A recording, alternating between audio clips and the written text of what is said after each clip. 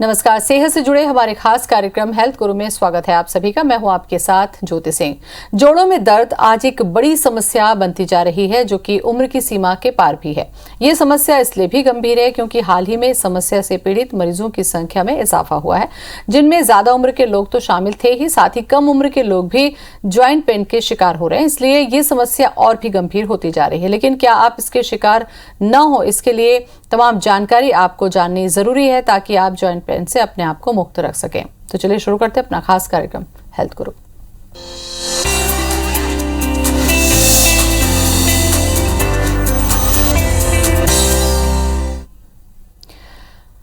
तो कैसे बच सकते हैं आप, साथ ही जॉइंट रिप्लेसमेंट की जो पद्धति है वो क्या है, ये तमाम बातों पर चर्चा करेंगे। हमारे साथ जुड़ रहे हैं orthopaedic and joint replacement surgeon doctor Sushil Sharma. Doctor Sushil, बहुत बहुत स्वागत है आपका शो में।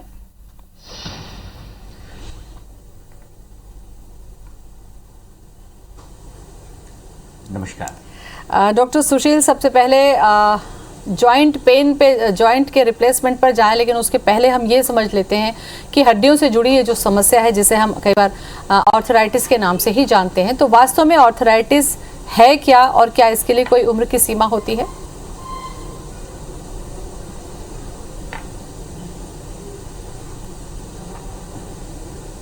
देखिए, अर्थराइटिस एक कॉमन समस्या है, एक कॉमन जॉइंट से रिलेटेड जो प्रॉब्लम है उसका एक कॉमन टर्म है। तो अर्थराइटिस बहुत सारे प्रकार की होती है। जो कॉमनेस्ट अर्थराइटिस होती है उसे ऑस्टियोआर्थराइटिस कहा जाता है। ऑस्टियोआर्थराइटिस जो होता है वो उम्र दराज व्यक्ति में होती है। ऑन एन एवरेज फीमेल में आफ्टर 50 to 55 ईयर्स और मेल में अबाउट 60 ईयर्स अबोव में ये समस्या हो सकती है। ये एक डीजनरेटिव प्रोसेस है। कोई भी चीज हमारे शरीर की है, जैसे जैसे उम्र बढ़ती है उसका डीजनरेशन होता है, उसका क्षय होता है और उसी का एक परिणाम होता है ऑस्टियोआर्थराइटिस। और उसके अलावा बहुत सारी जो अर्थराइटिस होती है, जैसे कि आपने नाम सुना होगा, हम गठिया बात कॉमनली बोलते हैं, जिसे कि हम रूमेटॉइड अर्थराइटिस कहते हैं। रूमेटॉइड अर्थराइटिस एक पैथोलॉजिकल कंडीशन है, वो उसका उम्र से कोई वास्ता नहीं है। ये किसी भी उम्र के व्यक्ति में हो सकता है। ये जुवेनाइल अर्थराइटिस तो बच्चों में भी हो सकता है और उसके कारण उसके जोड़ डैमेज हो सकते हैं। उसके अलावा अदर टाइप ऑफ अर्थराइटिस जो होती है, एंकाइलोजिंग स्पॉन्डिलाइटिस होती है, रीटस अर्थराइटिस होती है, वैसे कई प्रकार की गॉटी अर्थराइटिस होती है, कई प्रकार की अर्थराइटिस होती है और हर प्रकार की अर्थराइटिस का एक पैथोलॉजिकल फीचर्स अलग अलग होते हैं। उम्र की एक सीमा अलग होती है, मेल फीमेल प्रोमिनेंस अलग अलग होता है। लेकिन सारी प्रकार की अर्थराइटिस का जो एंड स्टेज होता है वो जोड़ों का डैमेज होना। डिफरेंस ऑस्टियोआर्थराइटिस जो कि उम्र दराज व्यक्ति में होती है और जो अदर टाइप की पैथोलॉजिकल अर्थराइटिस है, डिफरेंस सिर्फ ये मेन होता है कि अर्ली एज में वो चीजें चालू हो जाती है, जो पैथोलॉजिकल कंडीशंस होती हैं, और उसका इलाज और उसका मेडिकल ट्रीटमेंट मेन पार्ट होता है। जबकि ऑस्टियोआर्थराइटिस में मेडिकल ट्रीटमेंट तो होता ही है, लेकिन जब एंड स्टेज में अर्थराइटिस पहुंचती है तो जॉइंट रिप्लेसमेंट ही एक रास्ता होता है। जी डॉक्टर सुशील, दो चीजें आपके जवाब से सामने आई, वो ये, एक तो जो उम्र के साथ होना ही है और होता है, जो स्वाभाविक है जैसा आपने बताया। दूसरा, जिस पर उम्र की कोई सीमा नहीं है, कभी भी किसी को भी हो सकता है, जो कि गठिया बात कह रहे हैं। ये जो उम्र के साथ होता है, लेकिन आजकल हम ये देखते हैं कि ये जो जॉइंट पेन है आज अर्ली एज में भी देखने को मिल रहा है। तो क्या इसके लिए हमारी लाइफस्टाइल, हमारा खान पान इसके लिए जिम्मेदार है, या हम इसको रोक सकते हैं, उसके लिए हमारी लाइफस्टाइल जिम्मेदार हो सकती है?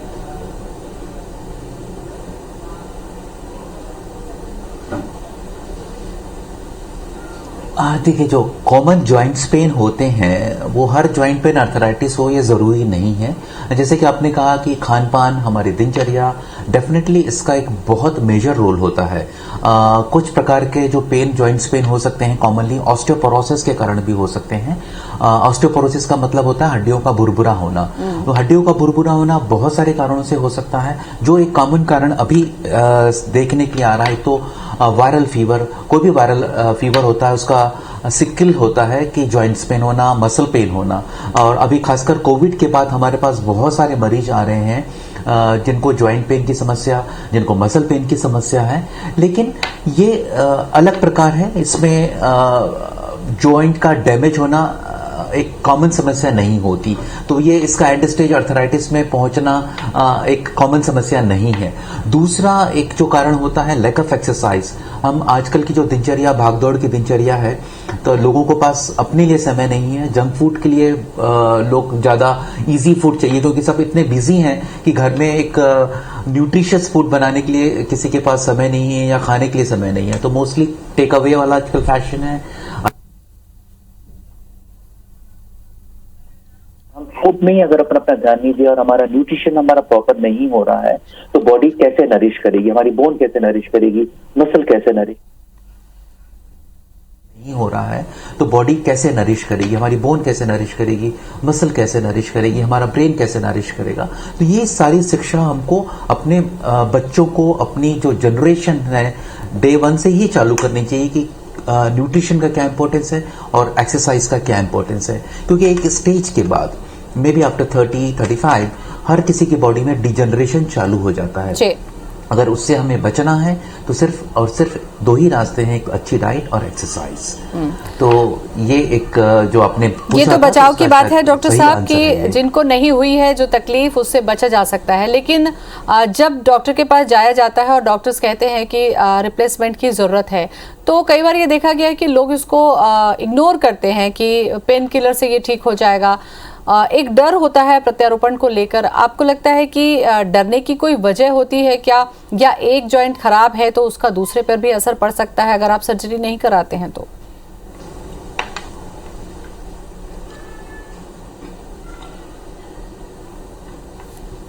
देखिए, जॉइंट रिप्लेसमेंट मैंने कहा जैसे ये एंड स्टेज अर्थराइटिस का ट्रीटमेंट है।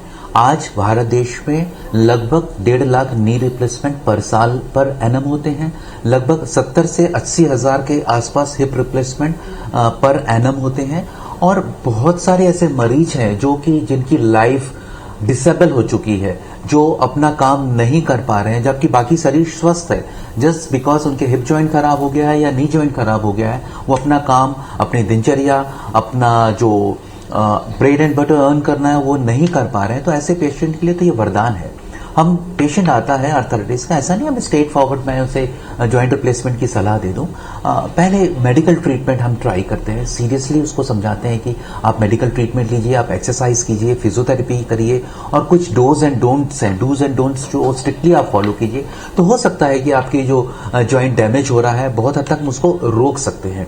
तो ये एक प्रारंभिक उपचार का तरीका होता है। जैसे कि हमारे छत्तीसगढ़ में सिकल सेल एनीमिया एक बहुत ही कॉमन समस्या है, जिसके चलते कि जो bone cancer, specially hip joint और शोल्डर जॉइंट में एवेस्कुलर नेक्रोसिस होती है और वो खराब हो जाते हैं। तो अभी रिसेंट हमने एक टेक्निक जो बाहर से हमने इजाद की है, हमने जो उसको अडॉप्ट किया है, नॉट इजाद, अडॉप्ट किया है, एक रीग्रो करके एक होता है। आपका हम मरीज का ये ब्लड निकालते हैं, उसको लैब में ग्रो करते हैं। जो उसमें जो सेल्स होती हैं, स्टेम सेल्स होती हैं, वो काफ़ी हम उसको मल्टीप्लाई करते हैं और मरीज के जो हिप जॉइंट है फिर से इंजेक्ट करते हैं। और बहुत सारे मरीज को हमें को बहुत इंकरेजिंग रिजल्ट मिला। जो जॉइंट डैमेज हो रहे थे, 1 साल बाद हमने फिर से MRI कराया तो बहुत हद तक वो अपनी रिवर्सेबल स्टेज में आ गए। तो ये सब थेरेपी है, ये ट्रीटमेंट है। तो हमारा पहला एम होता है कि नेचुरल जो जॉइंट है उसको प्रिजर्व करके रखना, क्योंकि जो नेचुरल जॉइंट है उसका कोई सब्स्टिट्यूट नहीं हो सकता। लेकिन अगर जॉइंट पूरी तरह खराब हो चुके हैं, मरीज चलने में असमर्थ है, उसको इतना पेन हो रहा है कि अपनी एक्टिविटी ऑफ डेली लिविंग नहीं कर पा रहा है, तो हम डेफिनेटली उसको जॉइंट रिप्लेसमेंट की सलाह देते हैं। और आपको ये बता दूं कि जो जॉइंट रिप्लेसमेंट है एक one of the most successful surgery है। ये सबसे सफलतम सर्जरीज में होती है। मरीज को हम सेम डे या ज़्यादा से ज़्यादा नेक्स्ट डे हम उसको चलना चालू करा देते हैं। मरीज 2 से 3 हफ्ते में अपनी पूरी पुरानी दिनचर्या में आ जाता है। 3rd डे डिस्चार्ज कर देते हैं। तो मरीज, बहुत सारे मरीज जो है वो ऐसा लगता था कि उनको कि हम अब हमारे एंड ऑफ लाइफ हो गया। तो लेकिन जब रिप्लेसमेंट के बाद वो फिर से मिलने आते हैं, जो उनके चेहरे की जो स्माइल देखते हैं हम, जो उनका जो सेटिस्फैक्शन देखते हैं, तो हमको खुद बहुत अच्छा महसूस होता है कि हमने इनकी ज़िंदगी में हम कुछ हेल्प कर सके। तो ये एक बहुत सफलतम सर्जरी है और ये हम आखिरी में ही एडवाइस करते हैं, नॉट इन द बिगिनिंग। बिल्कुल। डॉक्टर साहब, अगर जोड़ प्रत्यारोपण की हम चर्चा करते हैं तो क्या इसके लिए कोई एज लिमिट है कि इस एज तक ही ये किया जा सकता है, उसके बाद नहीं किया जा सकता? कोई उम्र की बंदिश है?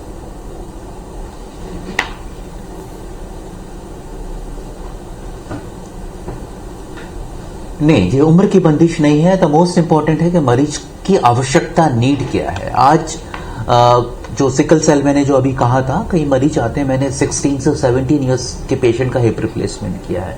16-17 साल की उम्र, 18 साल की उम्र बहुत कम होती है, लेकिन अगर वो 16-17 साल का बच्चा अगर चल नहीं पा रहा है अपने दर्द के मारे, अपने सिर्फ हिप जॉइंट के प्रॉब्लम के कारण, जो दौड़ सकता है, फिर से खेल सकता है, तो ऐसे बच्चे को अगर मैं हिप रिप्लेसमेंट करके फिर से उसको नई जिंदगी दे देता हूं, फिर से एक लीप ऑफ लाइफ देता हूं, तो शायद इससे अच्छी गिफ्ट उसकी लाइफ में कोई नहीं हो सकती। और दूसरा व्यक्ति 92 साल का है, 93 साल का है, लेकिन उसकी जो फिजियोलॉजिकल एज है वो एक लगभग 70 से 75 साल की आयु जितनी है। फिजियोलॉजिकल एज, एक क्रोनोलॉजिकल एज, दो चीज मैं थोड़ा बताना चाहूंगा। क्रोनोलॉजिकल एज वो होती है जो हमारी एक्चुअल नंबर होती है। 1970 में हम पैदा हुए हैं, आज की डेट में हमारी 52 या 51 ईयर्स हो गए। लेकिन जो 50 साल का व्यक्ति या 51 ईयर्स का व्यक्ति भी अगर वो एक्सरसाइज कर रहा है, डाइट अच्छी ले रहा है, तो हो सकता है कि उसकी बॉडी की स्ट्रक्चर और बॉडी उसकी एक 35 से 40 साल के यंग व्यक्ति की तरह हो। तो फिजियोलॉजिकल एज जो है वो एक्चुअल क्या दिखती है वो इंपॉर्टेंट है। तो अगर वो 92 साल का व्यक्ति एक्टिव है और वो अपने काम कर रहा है, अपने बच्चों के साथ, अपने ग्रैंड पेरेंट्स के साथ लाइफ एंजॉय कर रहा है, लेकिन उसका नी खराब हो गया है, तो ऐसे व्यक्ति को डेफिनेटली मैं उसको एडवाइस करूंगा आप नी रिप्लेसमेंट कराइए। मैंने जो अधिकतम व्यक्ति का रिप्लेसमेंट किया वो 98 ईयर्स ओल्ड व्यक्ति का हिप रिप्लेसमेंट किया, 93 ईयर्स ओल्ड व्यक्ति का बायोलेटरल नी रिप्लेसमेंट किया है, और दोनों आज बहुत ही अच्छे हैं, आते हैं मुझसे मिलने। तो एक बहुत मुझे सेटिस्फेक्शन होता है कि इस उम्र में भी वो इतने एक्टिव हैं और उनसे बहुत कुछ सीखने के लिए मिलता है कि कैसे लाइफ को जिया जाए, कैसे लाइफ को एंजॉय किया जाए। डॉक्टर साहब, कोई भी सर्जरी हो उसको लेकर लोगों के बीच में मिथ भी होता है, और कई बार इसी मिथ की वजह से डॉक्टर्स के पास पहुंच नहीं पाते हैं और लंबे समय तक एक दर्द के साथ अपने जीवन को बिता रहे होते हैं। तो कुछ ऐसे मिथ भी मैं आपसे पूछूंगी, लेकिन भी सर्जरी जब आती है तो उसको लेकर एक मिथ लोगों के बीच में आता है कि अगर घुटने नकली होंगे तो आप पैर मोड़कर नहीं बैठ सकेंगे, चल नहीं सकेंगे, सीढ़ी नहीं चल सकेंगे, केवल दर्द से ही आराम मिलेगा। तो ऐसे बहुत सारी चीजें होती है जो हो सकता है जो मरीज पहुंचकर ठीक हो सकता था उसका भी दिमाग कहीं ना कहीं घूम जाता है। तो मुझे लगता है अवेयरनेस बहुत ज्यादा जरूरी है जॉइंट रिप्लेसमेंट को लेकर।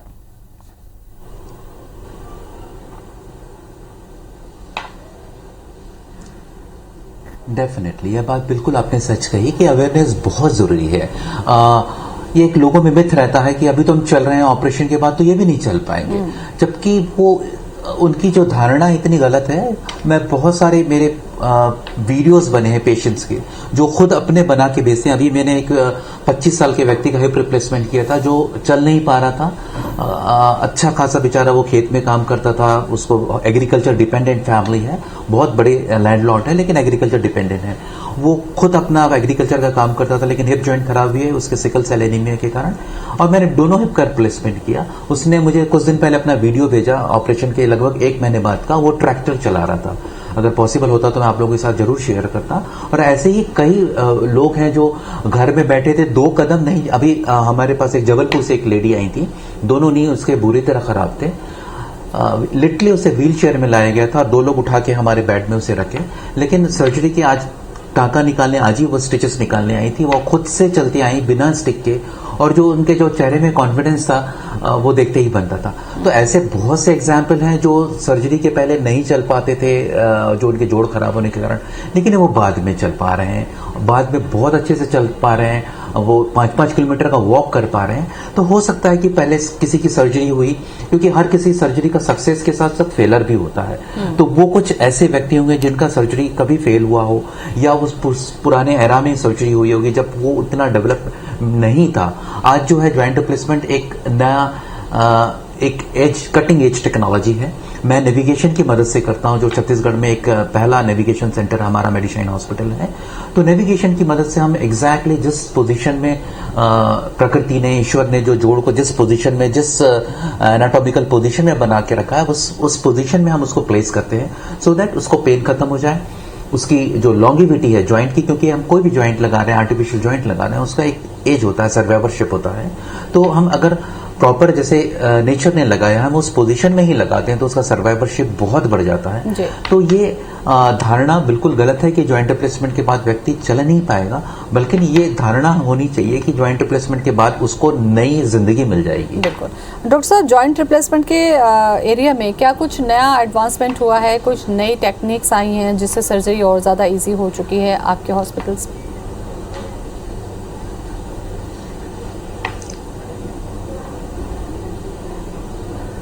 जी डेफिनेटली जॉइंट रिप्लेसमेंट या मेडिकल साइंस का ये जैसे एवर चेंजिंग साइंस है। डेली कुछ ना कुछ उसमें नए रिसर्च होते रहते हैं, नए एडिशंस होते रहते हैं। जो पुरानी टेक्नोलॉजी है वो डिलीट होती है, नई और नई टेक्नोलॉजी का आती है।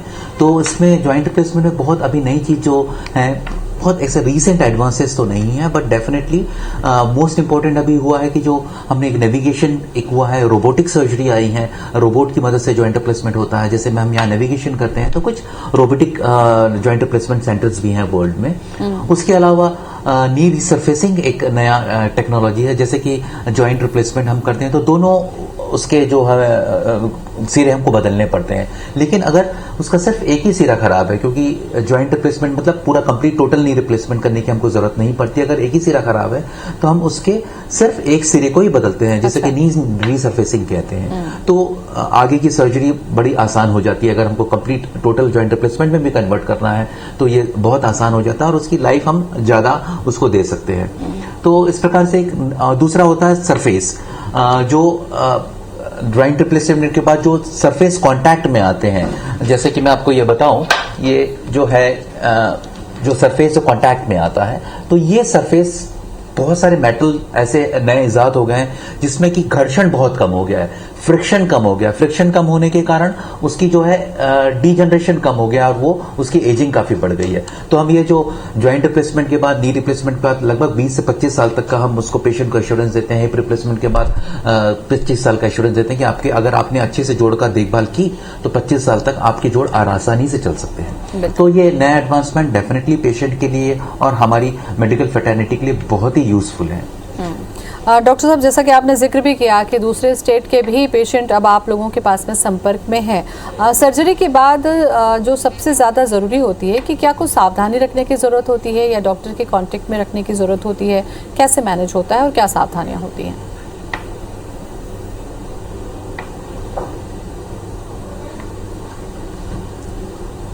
देखिए, आजकल तो जमाना है, जो एडवांसमेंट की बात की, एक शायद पॉइंट मेरा मिस हो गया था, day care surgeries. Even knee replacement को आप डे केयर सर्जरीज में कन्वर्ट कर रहे हैं। सुबह सर्जरी करते हैं, शाम को पेशेंट को छुट्टी कर देते हैं। तो कुछ डेफिनेटली पेन मैनेजमेंट के लिए कुछ उनको हम एक स्पेशल टेक्निक से ब्लॉक लगाते हैं और मरीज को, हमारे सेंटर में तो हमने अभी चालू नहीं किया है, बट वर्ल्ड के बहुत सारे सेंटर में डे केयर सर्जरी चालू हो गई है, क्योंकि बेड की कमी है। बड़े सेंटर जो वेस्टर्न कंट्रीज में बेड्स कम है हॉस्पिटल में, तो वो सुबह ऑपरेट करके शाम को भेज देते हैं। तो डेफिनेटली ऑपरेशन के बाद चाहे नी रिप्लेसमेंट हो चाहे हिप रिप्लेसमेंट हो, हम उनको एक सर्टेन प्रिकॉशंस होते हैं कि आपके जो 3 हफ्ते का एक मॉड्यूल होता है उसका, कि आपको पहले हफ्ते क्या करना है, दूसरे हफ्ते क्या करना है, तीसरे हफ्ते क्या करना है और क्या नहीं करना है। और इन सब में फिजिकल थेरेपी, फिजियोथेरेपी का बहुत इंपॉर्टेंट रोल होता है। तो हम पेशेंट्स को सलाह दे देते हैं कि आप फिजिकल थेरेपी इस प्रकार से आपको करनी है। आप अगर कोई असिस्ट फिजियोथेरेपी आपको कर सकता है तो बहुत अच्छा है। और ऑपरेशन के 1 हफ्ते बाद मरीज सीढ़ी चढ़ सकता है, मरीज ड्राइव कर सकता है। तो अपनी दिनचर्या में आने में उससे लगभग 10 से 12 दिन में पुनः अपनी वापस दिनचर्या में मरीज आ जाता है। बिल्कुल, तो काफी अहम जानकारी डॉक्टर साहब आपने दी, बहुत बहुत शुक्रिया आपका।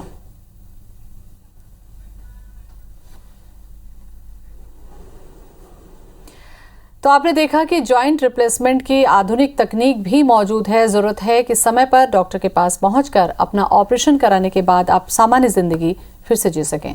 नमस्कार।